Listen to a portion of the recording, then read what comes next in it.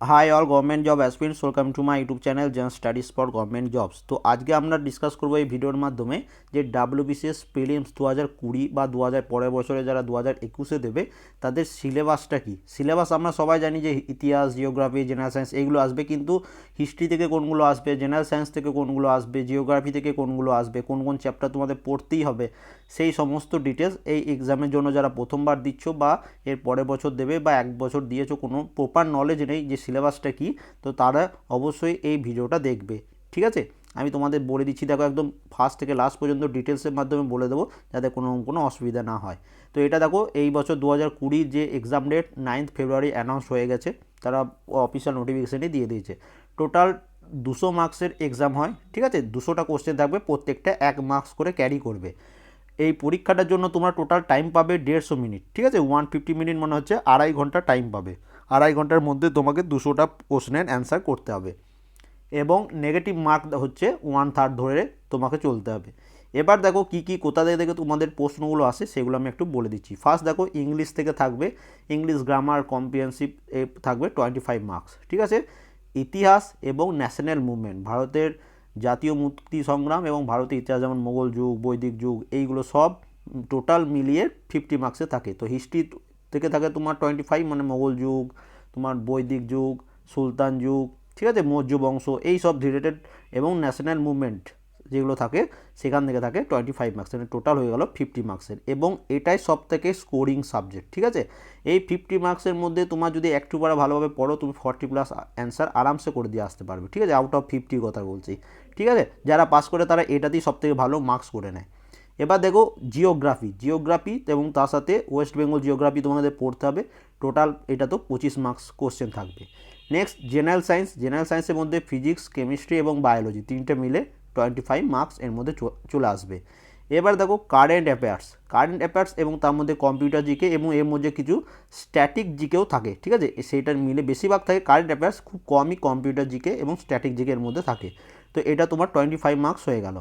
এবার দেখো ভারতের সংবিধান এবং ভারতের ইকোনমি, এই দুটো মিলে 25 মার্কস থাকে। তো সংবিধান থেকে তোমার ধরে নাও 15টার মতো প্রশ্ন থাকে। ঠিক আছে, সংবিধান থেকে, পলিটি থেকে, এবং ইকোনমিক্স থেকে 10টার মতো প্রশ্ন থাকে। এবং সবাই লাস্টে যেটা থাকে সেটা হচ্ছে রিজনিং 25 মার্কস। ঠিক আছে, এবার আমরা চলে আসবো ডিটেল সিলেবাসে। এখানে তোমরা দেখতে পাচ্ছ ডান সাইডে ভারতে Indian history and national movement, এই পুরো সিলেবাসটা আমি তোমাদের দিয়ে দিয়েছি। তোমরা নোট ডাউন করে নিতে পারো, অথবা এই ভিডিও ডিসক্রিপশনে দেখবে আমাদের ওয়েবসাইটে লিঙ্ক দিয়ে রাখবো। তো সেখানে ক্লিক করলে দেখবে আমাদের ওয়েবসাইটে এটা পোস্ট করে দেবো, সেখান থেকে তোমরা পড়ে নিতে পারো। এবং ওয়েবসাইটেই এই পিডিএফটাও পোস্ট করে দেবো, সেখান থেকে তোমরা পিডিএফটাও ডাউনলোড করে নিতে পারো। ঠিক আছে, তো ফার্স্ট তোমাদের যেটা পড়তে হবে হিস্ট্রি অ্যান্ড ন্যাশনাল মুভমেন্ট থেকে, সেটা হচ্ছে দেখো 1 নম্বর হচ্ছে সিন্ধু সভ্যতা।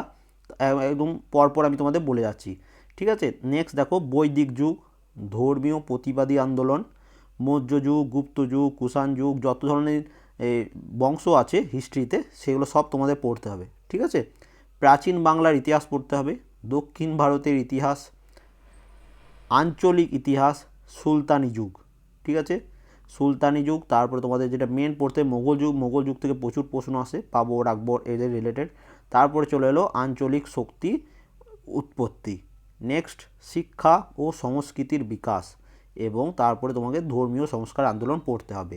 এরপর যেটা আমি তোমাদের কিছুক্ষণ আগেই বলছিলাম, যে এই যে এখানে তোমাদের বললাম, দেখে নাও,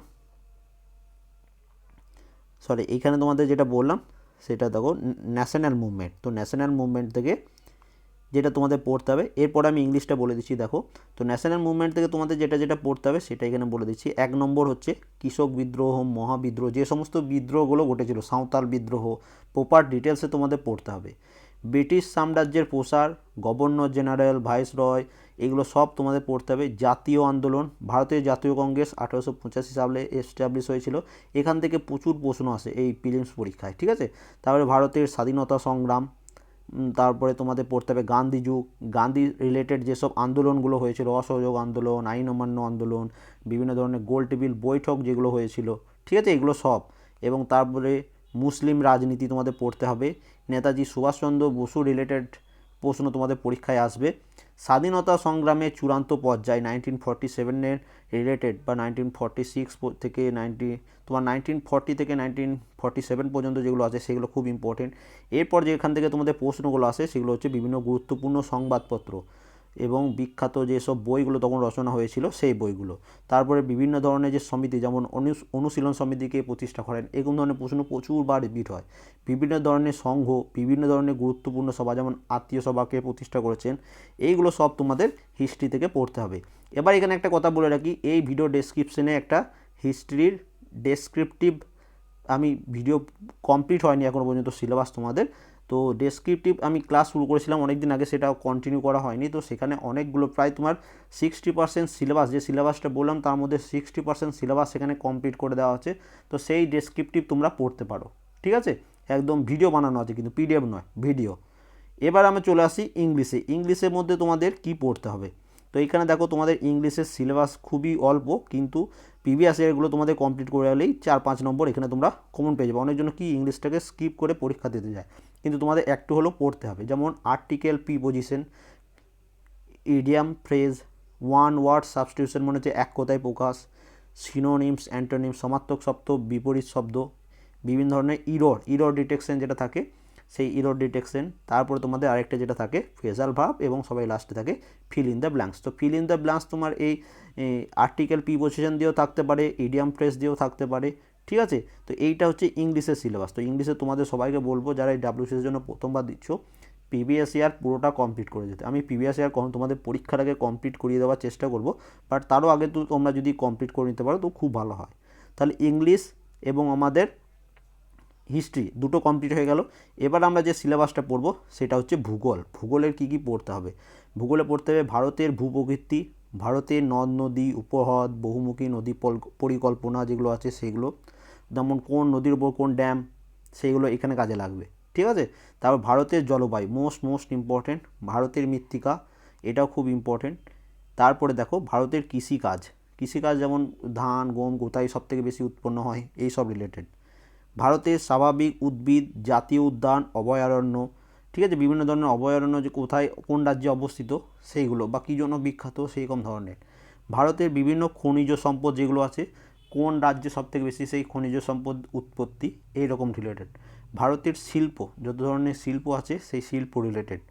ভারতের সড়ক পরিবহন ও যোগাযোগ ব্যবস্থা, সড়ক পরিবহন বলতে সবথেকে বেশি এখানে যেটা আছে এনএইচ, ন্যাশনাল হাইওয়ে, এটা এরকম প্রশ্ন আসে যে এনএইচ, এরকম প্রশ্ন দিয়ে দেবে এনএইচ টু এই জায়গা থেকে এই জায়গাকে সংযোগ স্থাপন করে, এরকম প্রত্যেক বছর। এই 2018-তে 2-3টে প্রশ্ন এসেছিলো এখান থেকে, ঠিক আছে। তারপরে যেটা তোমাদের পড়তেই হবে এখান থেকে, প্রত্যেক বছর 2-3 নম্বর প্রশ্ন আসে, সেটা হচ্ছে ভারত ও পশ্চিমবঙ্গের জনগণনা, সেন্সাস যেটা বলে 2011-তে যে সেন্সাস হয়েছিল জনগণনা, সেখান থেকে ভারতের বা পশ্চিমবঙ্গের মহিলাদের শিক্ষার হার কত, ওভারঅল শিক্ষার হার কত, কোথায় লিটারেসি মানে কোথায় শিক্ষার হার বেশি, কোথায় শিক্ষার হার কম, কোথায় জনসংখ্যা বেশি, কোথায় জনসংখ্যা কম, কোন রাজ্যে জনসংখ্যা বেশি, কোন রাজ্যে জনঘনত্ব বেশি, এই সব রিলেটেড, ঠিক আছে। এইগুলো আমি ভিডিও বানানো আছে, এই ভিডিও ডেসক্রিপশনে দেখবে প্লেলিস্ট দিয়ে রাখবো, সেটা তোমরা অবশ্যই একটু দেখে নেবে, ঠিক আছে।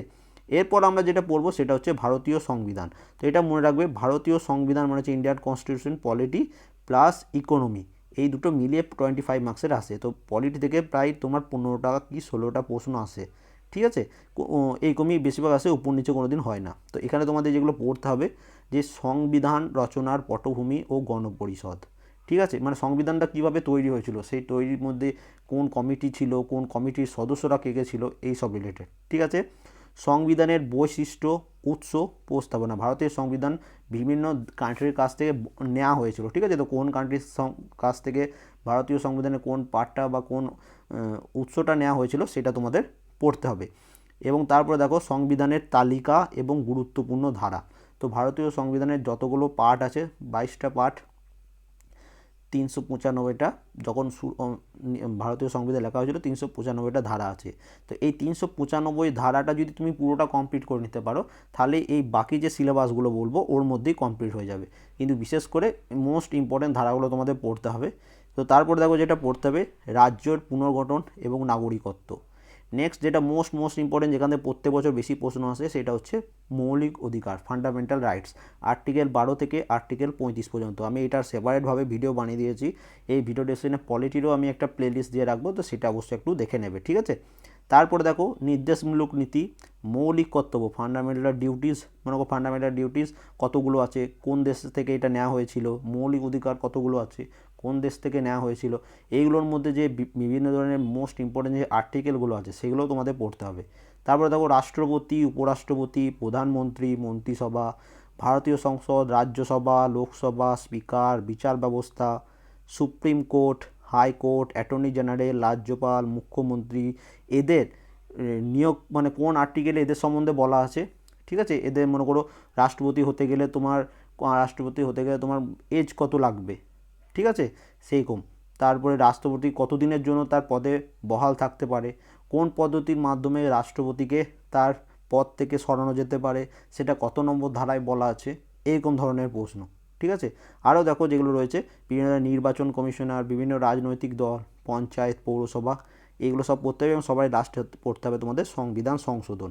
তো অনেকবার সংবিধান সংশোধন হয়েছে, তো মোস্ট ইম্পর্টেন্টগুলো তোমাদের পড়তে হবে। এরপর আমরা চলে আসি ইন্ডিয়ান ইকোনমিক সিলেবাসটা কী সেটা আমি তোমাদের বলে দিচ্ছি। দেখো, তো ইন্ডিয়ান ইকোনমিক্স প্রথম তো গঠন, মানে ভারতীয় তোমাদের ইকোনমি হচ্ছে মিক্সড ইকোনমি, ঠিক আছে।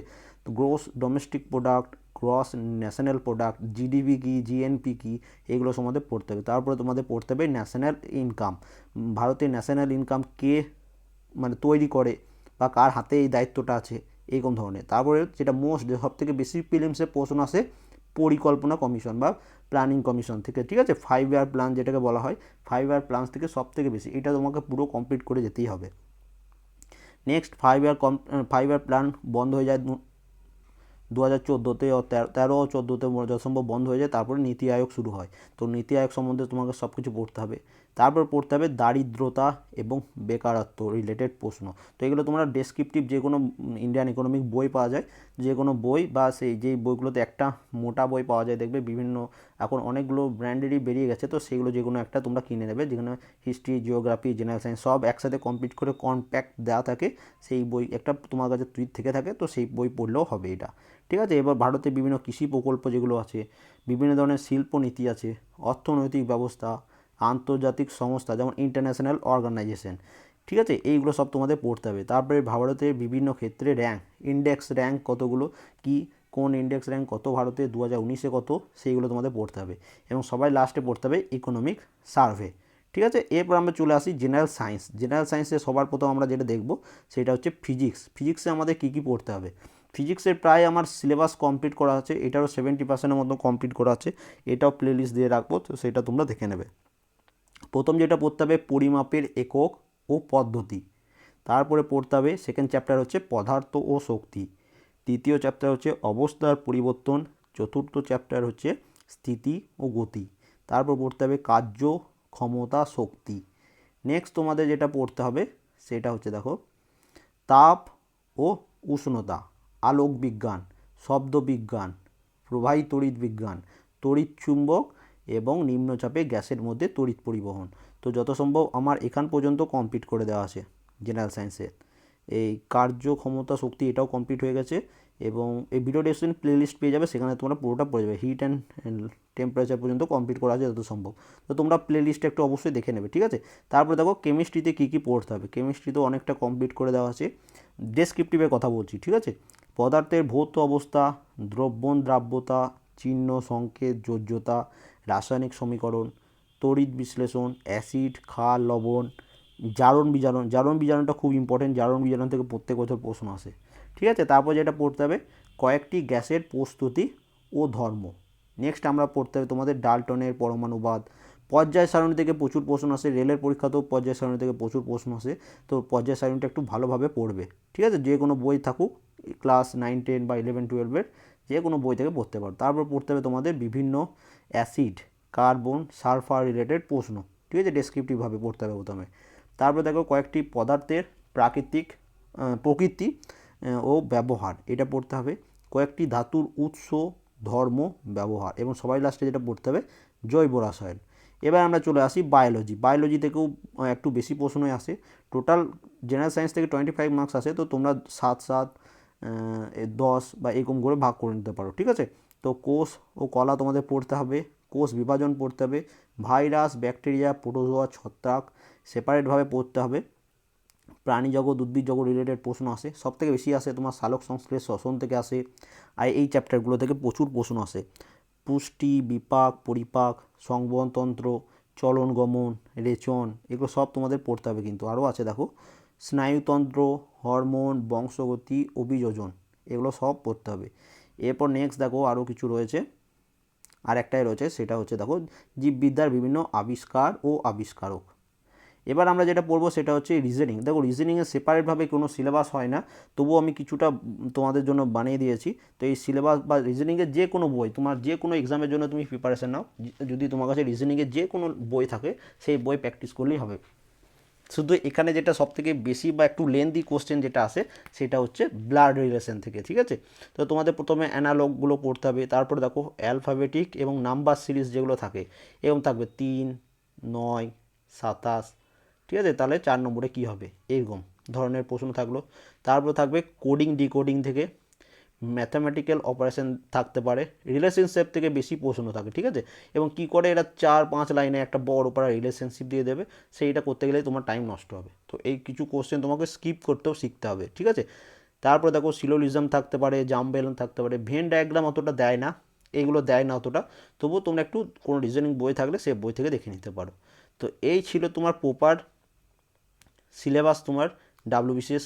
তুমি যে এই বছর পরীক্ষা দাও, পরের বছর জন্য প্রিপারেশন নাও, তো এইগুলো সব তোমাদের কমপ্লিট করতে হবে, ঠিক আছে। তো হিস্ট্রিটা প্রায় কমপ্লিট করা আছে, আমি ভিডিও ডেসক্রিপশনে হিস্ট্রি, জেনারেল সায়েন্সের মধ্যে ফিজিক্স, কেমিস্ট্রি, বায়োলজি তিনটেরই, তারপর তোমাদের জিওগ্রাফির, ওয়েস্ট বেঙ্গল জিওগ্রাফি, এইগুলো সব প্লেলিস্ট দেওয়া থাকবে। ইন্ডিয়ান পলিটি, ইকোনমিক্সের কয়েকটা ক্লাসই করেছিলাম, ফুল ক্লাস করাতে পারিনি, তো সব যতগুলো আমি করিয়েছিলাম আগে, তো সেইগুলোর প্লেলিস্ট দেওয়া থাকবে, তো সেইগুলো দেখে দেখে পড়ার চেষ্টা করবে, ঠিক আছে।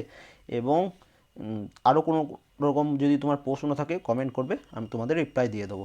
And thank you for watching.